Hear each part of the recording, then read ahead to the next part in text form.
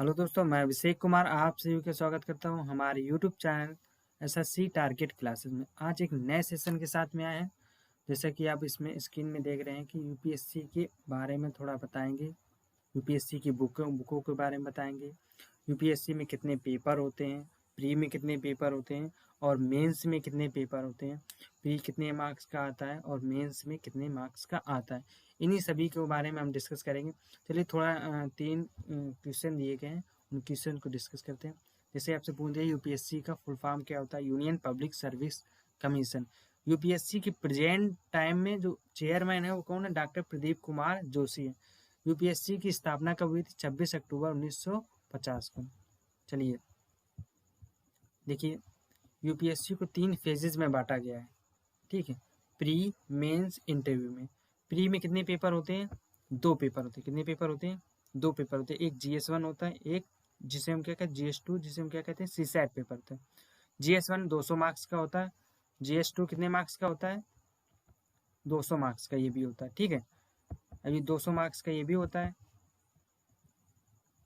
अब बात करते हैं, देखो जो CSAT होता है 200 मार्क्स का होता है, लेकिन इसमें कितने परसेंट मार्किंग आपको ले आने होते हैं? नंबर 33% बस पासिंग आउट होता है। ठीक है, बात करते हैं मेंस में। मेंस में 9 पेपर होते हैं। कितने पेपर होते हैं? 9 पेपर होते हैं, जिसमें से जनरल स्टडीज के कितने होते हैं? 4 पेपर होते हैं। 4 पर जैसे GS1 कितने अंक का होता है? 250 अंक का होता है। GS2 250 अंक का होता है। GS3 250 अंक का, इसी प्रकार GS4 भी 250 अंक का होता है। उसके बाद में ऐसे का पेपर होता है। ठीक है, ऐसे कितने मार्क्स का होता है? 250 मार्क्स का होता है। ठीक, उसके बाद में ऑप्शनल में 26 सब्जेक्ट होते हैं। उन 26 सब्जेक्टों में जो आपको पसंद लगे उसी सब्जेक्ट में आपको चूज करना होता है। जिससे इसमें लिखा है चूज ओनली 1 सब्जेक्ट।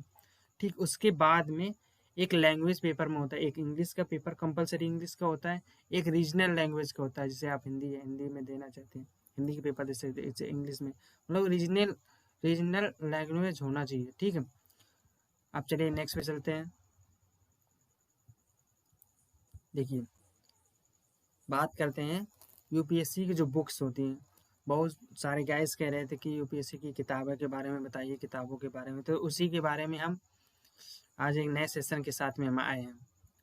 देखिए, यूपीएससी में हिस्ट्री की जैसे कि बात करें एंशिएंट का आपको किससे लेना है? RS शर्मा की एक आती है। मिडेवल की किसकी लेना है? सतीश चंद्रा की आती है। ठीक है, मॉडर्न की कौन आती है? बिपिन चंद्रा की आती है और स्पेक्ट्रम की आती है। ठीक है, जो बिपिन चंद्रा की होती है वो थोड़ा सारांश में दी गई है और स्पेक्ट्रम की क्वेश्चन वाइज में दी गई। तो मेरे हिसाब से अब स्पेक्ट्रम ज़्यादा सही की बात करें तो नॉर्मन लॉ की आती है। ठीक है, अब बात करते हैं आर्ट एंड कल्चर की। तो आर्ट एंड कल्चर की कौन सी किस राइटर की आती है? नितिन सिंघानिया की आती है। ठीक है, किसकी आती है? नितिन सिंघानिया की आती है। उसके बाद में जियोग्राफी की बात करते हैं। जियोग्राफी में इंडियन जियोग्राफी और वर्ल्ड जियोग्राफी के लिए माजिद हुसैन की आती है। माजिद हुसैन की मेरे पास बुक है। अगर आपको जो भी आपको पसंद है, हम ये नहीं कहते कि आप माजिद हुसैन लो या फिर महेश वर्णमाल लो। ठीक है, तो मेरे हिसाब से माजिद हुसैन ज़्यादा सही है। महेश वर्णमाल को भी हमने देखा है, तो इसकी सबसे ज़्यादा अच्छी माजिद हुसैन की है। ठीक है, इसी प्रकार से जो फिजिकल जियोग्राफी होती है वो GC लियोन की अच्छी, बहुत अच्छे से इंग्लिश में दी गई है। बहुत अच्छे से उसको फिगर वाइज उसको अच्छे से समझाया गया है। एक जियोग्राफी की आती है DR खुल्लर सर की आती है। ठीक है, चलिए नेक्स्ट पे चलते हैं। मैपिंग के लिए आपको एटलस लेना है। ठीक है, एटलस का बढ़िया आता है। उसके बाद में बात करते हैं इन्वायरमेंट में शंकर IAS का नोट्स अच्छा है, या फिर आप ले सकते हैं माजिद हुसैन की। हमारे पास माजिद हुसैन की जो इन्वायरमेंट है वो हमारे पास में है। अभी माजिद हुसैन थोड़ा अच्छे से है। अब बात करते हैं इकोनॉमी की। इकोनॉमी की बुक आपको कौन सी लेना है? इकोनॉमी के लिए बेस्ट बुक हमारे हिसाब से रमेश सिंह की बढ़िया अच्छी है, रेड कलर की आती है। उसके बाद में या फिर आप ये ले सकते हैं, रमेश सिंह की ले सकते हैं, या फिर किसकी ले सकते हैं? संजीव वर्मा की ले सकते हैं। बात करते हैं पॉलिटी की, M लक्ष्मीकांत की, ये द बेस्ट बुक है पॉलिटी के लिए। पॉलिटी एक नई बुक है जो गवर्नेंस के लिए पॉलिटी ने एक न्यू बुक है निकाली है, वो कौन है? M लक्ष्मीकांत की है। ठीक है, अब चलिए नेक्स्ट पे चलते हैं। इंटरनेशनल रिलेशनशिप के लिए आप पुष्पेन पंत की नाम की आती है, उसकी आप बुक प्रेफर कर सकते हैं। ठीक है, 10वें नंबर पे ये दिया गया international security and disaster management के लिए। इंटरनेशनल सिक्योरिटी के लिए आप अशोक कुमार की ले सकते हैं, जिसमें भारत चाइना के बीच में दिया जाता है, भारत नेपाल के बॉर्डर के बारे में दिया जाता है, फोर्स के बारे में इसमें थोड़ा अच्छे से डिटेल में बताया गया। डिजास्टर मैनेजमेंट के लिए आप इग्नू का नोट्स ले सकते हैं, MA BA का जो इग्नू नोट्स आता है, या फिर आप विपुल राइटर की बुक आती है उसको आप प्रेफर कर सकते हैं। ठीक है, चलिए नेक्स्ट पे चलते हैं।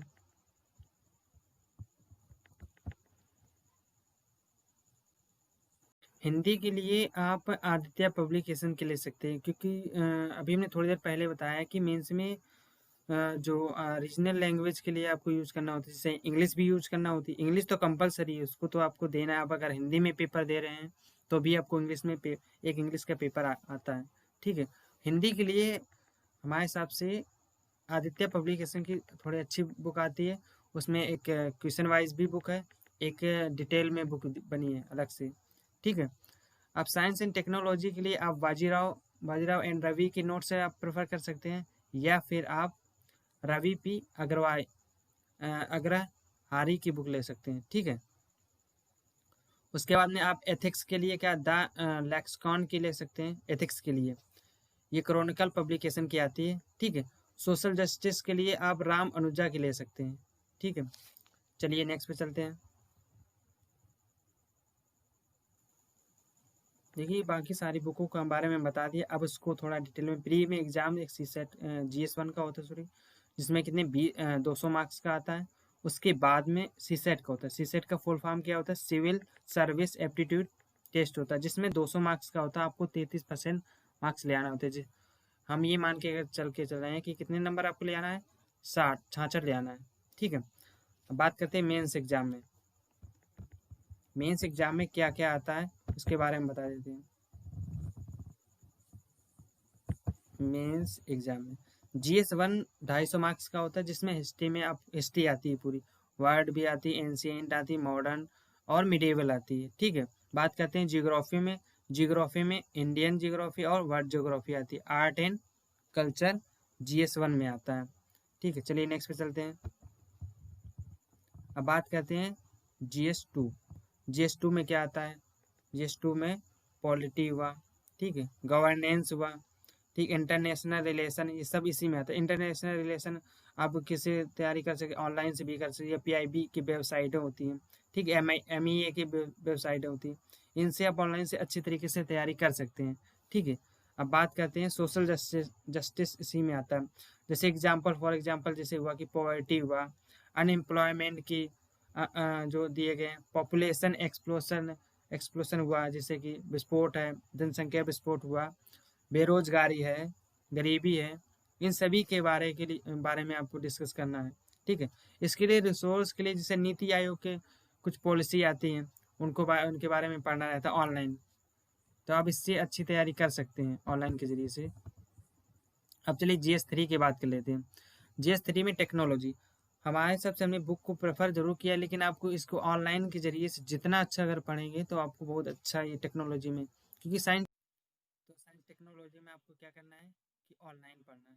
ठीक है, जैसे कोई मिसाइल है, जैसे कोई लॉन्च हो, जिसमें इसमें बस ज़्यादातर आपको करंट से अपडेट रहना है। आपको जितना ज़्यादा आप करंट से अपडेट रहेंगे तो करंट से रिलेटेड बहुत अच्छे से क्वेश्चन बनते हैं करंट से। अब बात करते हैं इकोनॉमी डेवलपमेंट में, ये भी करंट से बेस्ड है। बुक तो आपको पढ़ना है जनरली 11th-12th की बुक तो पढ़ना है। जैसे बायोडाइवर्सिटी एनवायरनमेंट GS3 में आता है, ना कि अब सोचे कि GS1 में आता है। इसकी किस में आता है? GS3 में आता है। जैसे डिजास्टर मैनेजमेंट में जैसे गैस लीकेज हुआ, न्यूक्लियर रिएक्टर हुआ, सॉरी, जैसे साइबर हुआ, या कम से कम आप इतने बड़े अधिकारी बनने जा रहे हैं तो इन सभी के बारे में आपको थोड़ा थोड़ा नॉलेज होना जरूरी है। जैसे कि अब बात करते हैं इंटरनल सिक्योरिटी के बारे में पता होना चाहिए। जैसे पॉलिसी, कोई ना कोई पॉलिसी होती है, जैसे नेशनल लेवल की पॉलिसी अलग होती है, स्टेट लेवल की पॉलिसी पता करना, जैसे डिस्ट्रिक्ट लेवल की पॉलिसी होती है, ये सभी ये करंट से बेस्ड होती हैं। ये GS3 हमारे हिसाब से कहें तो ज़्यादातर करंट से बेस्ड है। और चलिए नेक्स्ट पे बात करते हैं इथिक्स पे। एथिक्स पे आपको बुक के बारे में हमने पहले से बता दिया है। एथिक्स में जैसे कि ज़्यादातर जनरली ये चीज़ें बहुत परमानेंट है। हाँ, आप पिछले ईयर में देखना जाके तो जैसे वुमेन इशू है, एजुकेशनल पे इशू है, एनवायरनमेंट के बारे में। इनको एथिक्स में ज़्यादातर आप डायग्राम के ज़रिए से अगर जितना अच्छा से आप समझा सकते हैं, जैसे इकोनॉमिकल के सामने समझा सकते हैं, जैसे एक कोई ड्रा कर दे इसकी कितनी रेटिंग जा रही है, इसकी कितनी जा रही है, तो इस तरीके से आप एथिक्स के बारे में आप एथिक्स को अच्छा कर सकते हैं। चलिए बात करते हैं सोशियोलॉजी में। सोशियोलॉजी, जैसे सोशियोलॉजी हुआ, सोशियोलॉजी इसमें बुक्स आप इग्नू की BA MA के नोट्स ले सकते हैं इग्नू का। इसमें ऑप्शनल में 2 पेपर होते हैं, ऑप्शनल 1 ऑप्शनल 2 होता है, ठीक, 250 मार्क्स का होता है। तो इस हिसाब से ऑप्शनल अगर जब आप लेंगे तो कम से कम 500 नंबर की ये हो जाएगा, ठीक है। आप अपने हिसाब से कोई भी चूज कर सकते हैं, आप जियोग्राफी यूज कर सकते, जियोग्राफी है, हिस्ट्री है, ये काफ़ी हैं, आप ले सकते हैं। लेकिन हम मेरे हिसाब से सोशियोलॉजी ज़्यादा बढ़िया, क्योंकि ये आपको हिस्ट्री में भी काम करता है अच्छी तरीके से, और पॉलिटी में भी कहीं ना कहीं इसका रहता है, अब ऐसे में भी कहीं ना कहीं इसका रोल रहता है। तो मेरे हिसाब से सोशियोलॉजी ज़्यादा अच्छा रहेगा, ठीक है। बात करते हैं ऐसे, ऐसे कितने 250 मार्क्स का होता है, ये आपको पढ़ना रहता है। इसमें करंट से बेस में जितनी चीज़ें होती हैं, करंट से रिलेट में जितना अच्छे से आपका अगर पकड़ बना लेंगे तो ऐसे उतना अच्छा आपका हो जाएगा। बात करते हैं जो क्वालिफाइंग पेपर होता है मेंस में, 25% मार्क्स होता है, मतलब हिंदी 300 मार्क्स का होता है, और इंग्लिश कितने मार्क्स का होता है, 300 मार्क्स का इंग्लिश होता है, ठीक है। इंग्लिश के कंपलसरी होता है, ठीक है। हिंदी आपको रीजनल चुनना होता है कि आप हिंदी है तमिल है कोई भी ले सकते हैं, ठीक है। जब 300 मार्क्स का है, इसका मतलब आपको 75 नंबर हिंदी में ले आना है, और 75 नंबर किस में ले आना है, इंग्लिश में ले आना है, ठीक है। तो ये चीज़ें आपको अच्छे से समझ में आ गई। अब बात करते हैं इंटरव्यू।